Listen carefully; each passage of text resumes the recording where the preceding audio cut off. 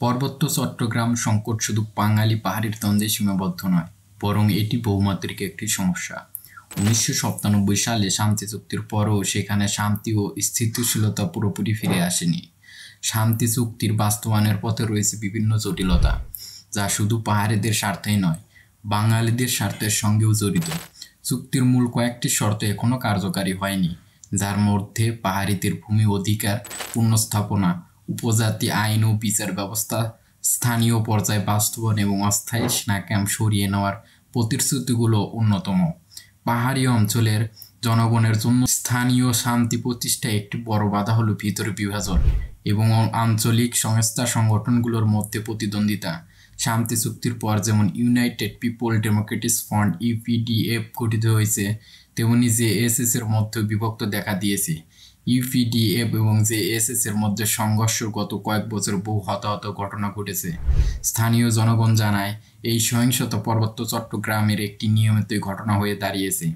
এই দ্বন্দ্বের ফলে পাহাড়ি অঞ্চলের খুনাখুনি, চাঁদাবাজি, অপহরণ এবং অন্যান্য অপরাধ বাড়ছে, যা সেখানকার স্থিতিশীলতার পথে বড়ই বাধা হয়ে দাঁড়িয়েছে। শান্তি চুক্তির অন্যতম বড় সমালোচনা এসেছে সেখানকার বাঙালিদের পক্ষ থেকে। চুক্তির ফলে পাহাড়ি অঞ্চলের বসবাসরত বাঙালিরা নিজেদের দ্বিতীয় শ্রেণীর নাগরিক মনে করতে শুরু করে, কারণ তাদের অনেকেই মনে করে চুক্তিতে তাদের অধিকারগুলো উপেক্ষাই করা হয়েছে।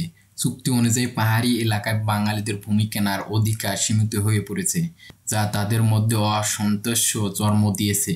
ফলে পার্বত্য চট্টগ্রাম বসবাসরত বাঙালিরা অনেক ক্ষেত্রেই নিজেদের বৈষম্যর শিকার হিসাবে দেখতে শুরু করেছে। অন্যদিকে পাহাড়িদের একটি অংশ চুক্তির বিরোধিতা করে এবং তাদের মনে হয় এই চুক্তি তাদের প্রকৃতি, স্বতন্ত্র শাসন কিংবা সাংস্কৃতিক অধিকার নিশ্চয়তা দিতে ব্যর্থ হয়েছে। এই কারণেই পাহাড়ি স্বতন্ত্র সংগঠনগুলো শান্তি চুক্তিকে পুরোপুরি বাস্তবায়নের দাবি জানিয়ে আন্দোলন চালিয়ে যাচ্ছে। এর মধ্যে ইউপিডিএফ এবং জেএসএস এর বিভিন্ন গ্রুপ রাজনৈতিক স্বতন্ত্র সংঘর্ষ জড়িয়ে পড়ে, যা পুরো অঞ্চলে নিরাপদ সংকট বাড়িয়ে তুলেছে। পার্বত্য চট্টগ্রামের সংকট একটি গভীর সামাজিক এবং সাংস্কৃতিক দিক রয়েছে।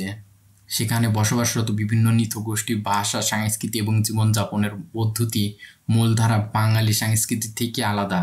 ফলে এই অঞ্চলের সরকারি, আধা সরকারি উদ্যোগের মাধ্যমে উন্নয়ন প্রকল্প বাস্তবায়নের প্রচেষ্টা প্রায়শই সাংস্কৃতিক সংঘর্ষের মুখে পড়ে। পাহাড়ি জনগোষ্ঠী অনেকেই মনে করে যে এই সব উন্নয়ন প্রকল্প তাদের ঐতিহ্যবাহী জীবনযাত্রাকে ধ্বংস করেছে এবং তাদের সংস্কৃতিকে অবমূল্যায়ন করেছে।